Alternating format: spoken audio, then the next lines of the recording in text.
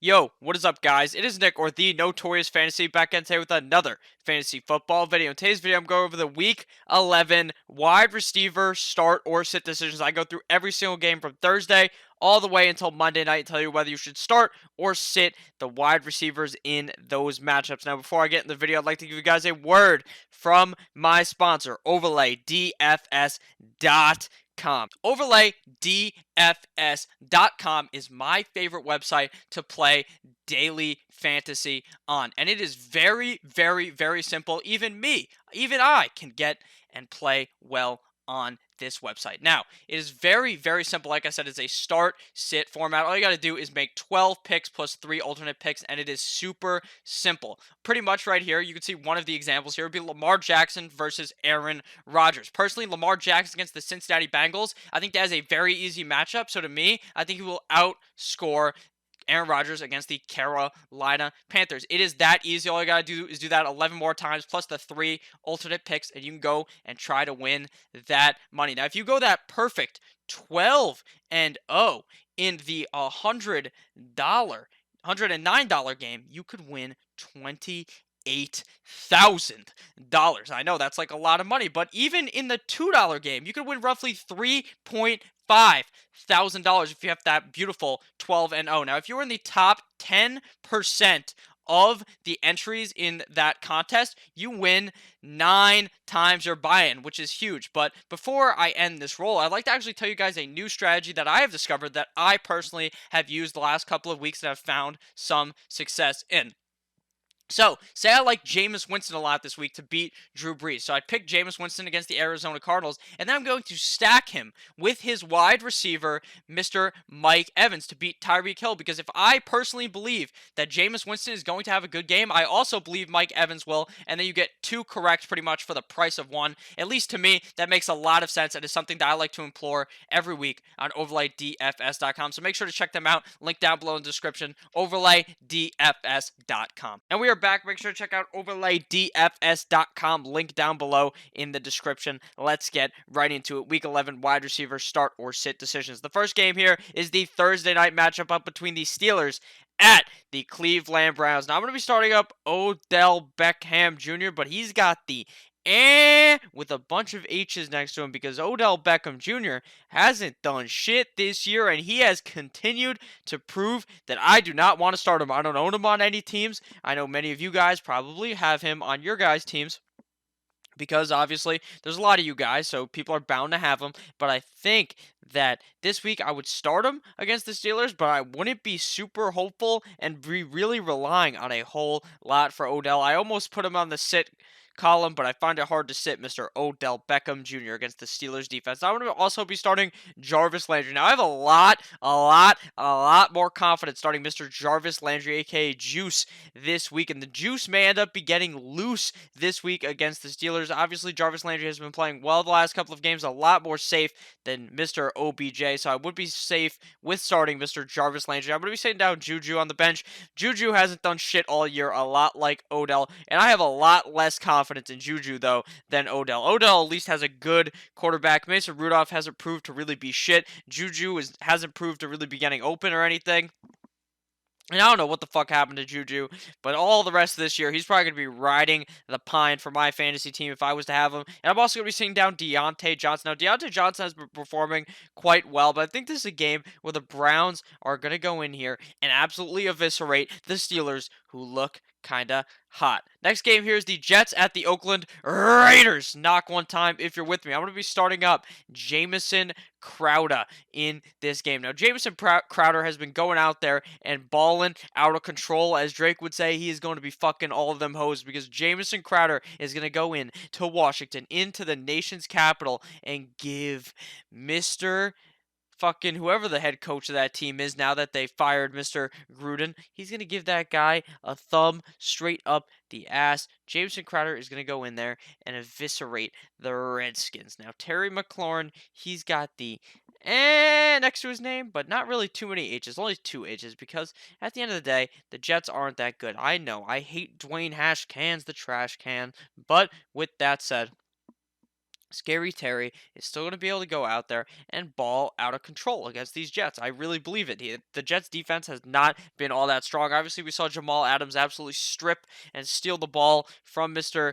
Danny Fumbles last game, but I think that Terry McLaurin is going to be able to produce enough to be warranting a stat this week in Washington against the Jets. Now, I'm going to be sitting down Robbie Anderson, Mr. Roby A. He just doesn't warrant a start. He's been playing like shit, and I wouldn't be caught dead with Mr. Robbie A in my lineup. Now, Demarius Targaryen, fucking of House Targaryen, you're going to be sitting his ass down. Let him ride the pine as well. The only safe Jets receiver, the only good Jets wideout to start is famous Jamison Crowder. Next game here is the Jacksonville Jaguars at the Indianapolis Colts. Now, I like D.D. Westbrook this week. The return of Big Dick Nick Foles. Gardner Minshew getting the pine, even though I like Gardner Minshew, but Nick Foles is going to come out there and try to figure out and say that it is truly his job and it is no more Minshew mania. D.D. Westbrook was Nick Foles' favorite target, hands down, when he was playing week 1 and in the preseason. D.D. Westbrook was having a certified feast in those games, but now it's looking like DJ Chark is the number 1 wide receiver on that team. Mr. Baby Chark, Baby Chark is still going to be fine even with Nick Foles. Now, obviously, I think D.D. Westbrook is going to get the better, if they were fucking picking sticks, he'd get the taller stick, but, not by much, because I think that DJ Chark is still going to be heavily involved even with big dick Nick Foles. Now, Zach Pascal, I'm going to give him a second chance. We're going to roll him back out there this week, but only if Jacoby B is playing. Actually, Jacoby B is playing, so you'll be fine with Zach Pascal, but if Jacoby B wasn't playing, I would say you could make Mr. Zach Pascal ride the pine, but with Jacoby B being good, I like Zach Pascal this week against the Jacksonville Jaguars. Next game here is the Bills at the Miami Dolphins. This should be a actually pretty good AFC East matchup. The Dolphins are on fire, and the Bills look like they are dying, but the Browns just couldn't do. They were just not able to score on the goal line. It was crazy, but that has nothing to do with that because the Bills. We're talking about some wide receivers now, all right? The Dolphins wide receivers are not going to be shut down at the goal line like their name is Nick Chubb. But before I break this down, make sure you guys click that subscribe button down below if you have enjoyed thus far.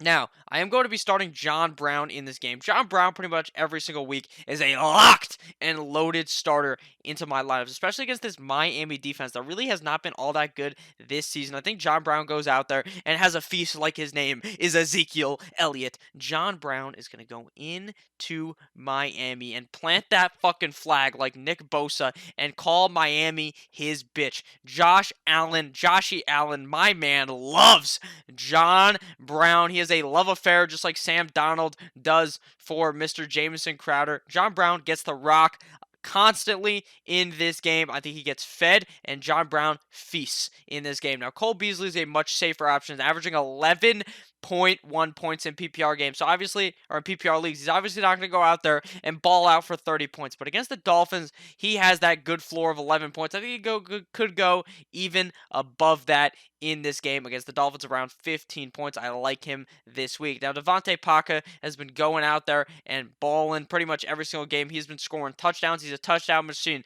As long as Ryan Fitzpatrick is the head honcho on the team, Devontae Parker is his favorite target, and Devontae Parker will have a good game this week against the Buffalo Bills. And as you guys know, no one circles the wagons like the Buffalo Bills. Next game here, we got the Dallas Cowboys going up against the Lions. The Dallas Cowboys with double fucking L's because they got their ass fucked in by the Minnesota Vikings. You like that? Cowboys at Lions. Now, Amari Cooper has been balling in fantasy this year. I thought he was going to suck because his fucking leg, he had that bullshit in his foot, but magically it's just fine, and he's all good, and he's been balling. Against the Lions, he's going to go out there and put up a 50 burger on him. Obviously, probably not 50 points, but around like 15, 20 points. I like him this week against the Detroit Lions that may be without Matt Stafford, so maybe the Cowboys ball for a lot of the game, which means they could get up early, and Amari Cooper could eat. Now, Michael Gallup is a safe play. Michael Gallup is a guy that was drafted late in your draft and has been performing for you. He's obviously much more of a flex option, but I think he has a good game against the Detroit Lions this week. Now, Kenny Golladay and Marvin Jones, they both got the next to their name. Now, as you can see, Kenny Golladay only has one H in the The reason for the next to both of their names is because Jeff Driscoll may be the head quarterback in this game, the number one quarterback starting in the game for the Lions because Matty Snapback, Matthew Stafford is hurt. Now, Kenny Galladay still performed last week with Jeff Driscoll. I think Marvin Jones can too this week, but you have to temper your expectations because Jeff Driscoll, while he looked a lot better than he looked on the Bungles last year, I am not super ultra confident in rolling the dice with them in this game. They're a start, but it is much more of a dice roll than it would be if Mr. Matthew Stafford was playing. On to the next game here. We got the Texans at the Baltimore Ravens, the battle of two of the most mobile quarterbacks in the NFL, Deshaun Watson versus the MVP Lamar Jackson. Now, I'm going to be starting up DeAndre Hopkins and Will Fuller from the Texans in this game.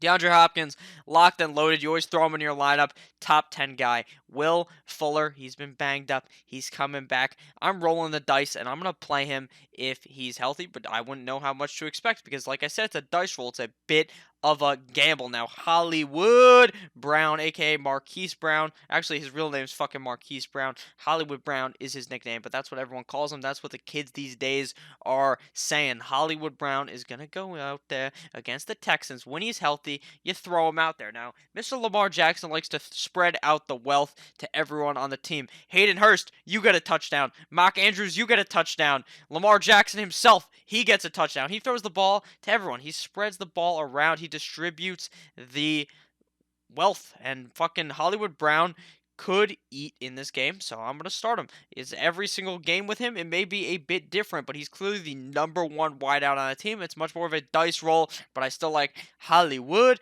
this week. Next game here is the Falcons at the Carolina Panthers. Now, this game, it ain't going to be snowing like it was in Green Bay last week for the Panthers. I think the Panthers go out here and have a get-right game against the Falcons. But with that said, this ain't no gambling show. This ain't no get-right. This is all about fantasy football. You want to know who's great in fantasy football? Number 11 on the Atlanta Falcons, Julio Jones. Julio Jones is out there every week balling. You got to start him.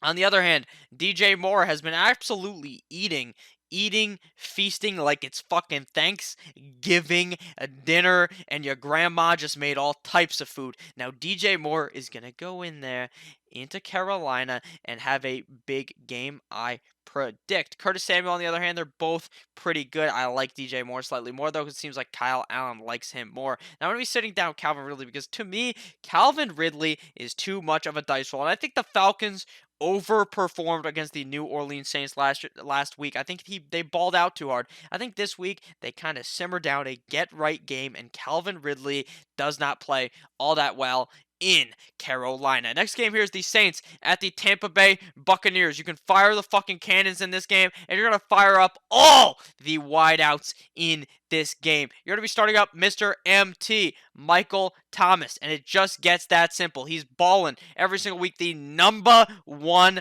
wide receiver in fantasy football. Drew Brees has a love affair, a love connection with this man like he had with Jimmy Graham in years past. I just love Michael Thomas this week. I love him every single week. The Tampa Bay Buccaneers, they may have a good run defense. You can tell they're the number one run defense in the NFL. But you know what they're not good against? The pass. The pass. You want to know what Michael Thomas is? A fucking wide receiver, because you're watching the wide receiver video, so you know that. Michael Thomas is going to go out there and skull fuck the Buccaneers, and the Buccaneers defense may need an extra serving of Huggies this week because they're going to shit their pants. Now, Mike Evans and Chris Godwin both starts in this game. I know last week famous Jameis disappointed last week, and Mike Evans and Chris Godwin put up kind of dud games. Well, I wouldn't consider them duds because they both scored above 10 points, but duds for what could have happened. But this week, they're going to get right against the New Orleans Saints, and they're both going to play quite well. Next game here, we got the Broncos at the Minnesota Vikings. Now, I'm going to be starting up Courtland Sutton, but he's got the next to his name because he's got Brandon Allen at the quarterback position. Brandon Allen might shit himself going up against the Vikings, so I'm not too sure I would rely on Courtland Sutton, but if he's healthy, if he's all good to go, you roll him out there. Now, Stephon Diggs, on the other hand, I don't know what to do with Stephon Diggs. Some weeks he's hot, some weeks he's cold, he's in and he's out, he's up and he is down, but I'm going to be starting Stephon Diggs. Kirk Cousins, I think, is going to be saying, "You like that?" all night long against the Denver Broncos. Next game here is the Cardinals at the San Francisco 49ers. Now I'm going to be starting up Christian Kirk in this matchup. Christian Kirk last week let his nuts hang on his opponents against the Tampa Bay Buccaneers, and this week I think he does the same thing. Actually, that's a lie. I don't think he lets his nuts hang. I don't think he lets his jock strap smack the Buccaneers up because he's playing the 49ers. The 49ers are a much better defense, but Christian Kirk, you're still throwing him out there regardless of the defense. You saw the 49ers play good against the Cardinals a few weeks ago, and you saw the 49ers play shit against the Seahawks last week. So I believe Christian Kirk can still do it. Now, Debo Samuels, if Emmanuel Sanders is out, you play Debo. If Emmanuel Sanders is in, you play Mr. Emmanuel Sanders and you bench Debo. Right now, I really can't tell if Emmanuel Sanders is going to play or not. But you're going to be sitting down old man Larry. Now, that man may go into the Hall of Fame. He's going to go into the Hall of Fame. But y'all know what he's not going to go into. Your fantasy fucking football lineup in 2019. It ain't 2009 no more. Next game here, we got the Patriots at the Philadelphia Eagles. The rematch of the Super Bowl from a few years ago where Big Dick Nick went in there and absolutely eviscerated Tom Brady. But you ought to know who is no longer the quarterback of the Eagles. That is Mr. Big Dick Nick. It's Carson Wentz. Now I'm going to be starting up Julian Edelman in this game. Mr. Pedelman, Mr. Steroids is going to go into this game.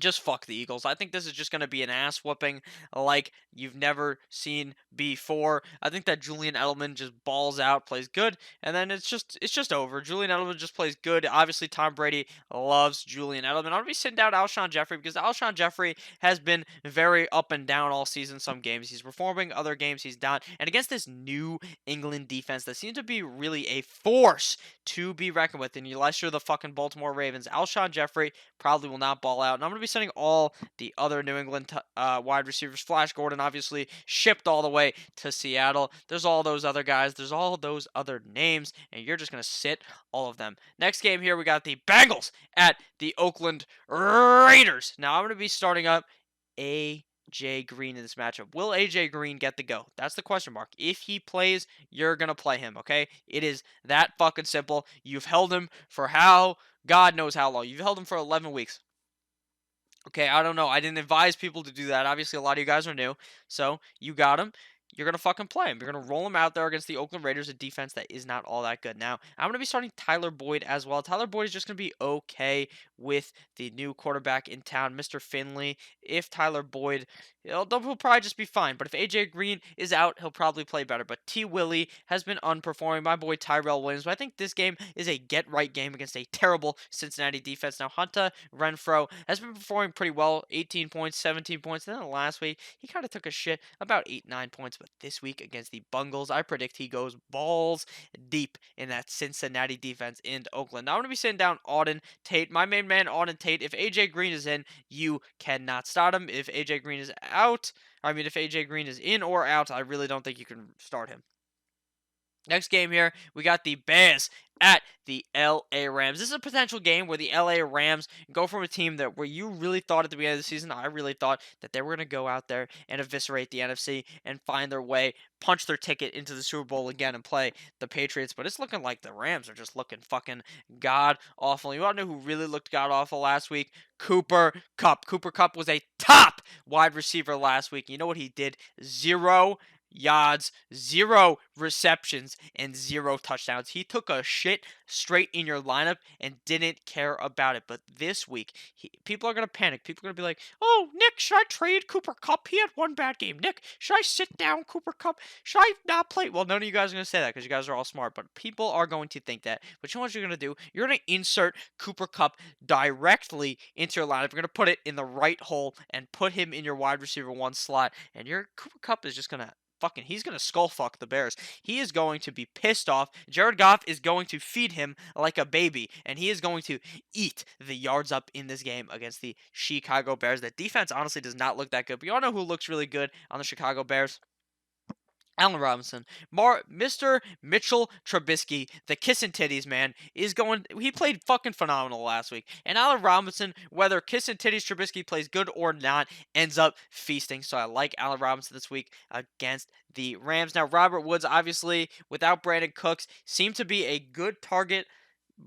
He was just a good target last week, so I'm going to start up Robert Woods, and Josh Reynolds, obviously without Brandon Cooks, could be good. I think the Rams really need to eat in this game and need to win. This is a must win for both of these teams. So I think they play super hard. And I think that Mr. Cooper Kupp, Robert Woods, and Josh Reynolds and Allen Robinson all play good. Now, obviously, you're going to be sitting down Brandon Cooks. Brandon Cooks may be dead, maybe out for the goddamn season. He has been banged up all year, but you're going to sit him down because he's obviously not playing this week against the Bears. Now, onto the final game, the Monday night football matchup between the Kansas City Chiefs and the LA Superchargers. Now, the Chiefs last week, they got embarrassed in Nashville. Their defense played like a bag of shit, and the Chiefs got their shit pushed in by Ryan Tannehill. This week, they're playing the LA Chargers. They're playing terrible Philip Rivers, who looked like garbage on Thursday night against the Raiders. Now, this is a game that I predict could go anywhere. It could go either way. Okay, because Philip Rivers will be able to take advantage of this this Chiefs defense. I should say he's obviously not going to take advantage of his own defense, but Mahomes is going to take advantage of their defense. So I predict a high-scoring matchup in LA with a high chance of more Chiefs fans being in the stadium than the Chargers. Now I'm going to be starting up Tyreek the Freak Hill in this game. Tyreek the Freak is a fucking mandatory auto lock into your lineup. He plays great every single week. I don't know how he does it. I don't know how he's even so fucking fast. You guys saw that a few weeks ago when Damian Williams was running for a touchdown and Tyreek Hill came from out of nowhere and fucking passed him. That's embarrassing, Damian Williams. But you want to know what's also going to be embarrassing? How Tyreek Hill bends over the Chargers defense. I'm going to be starting up Keenan Allen. Keenan Allen finally had a good week last week against the Oakland Raiders. Now, the Chiefs' defense is not good either, so I think Keenan Allen may be able to have another feast of a game. Now, Mike Williams is also going to get a start. Now, Mike Williams shit the bed last week.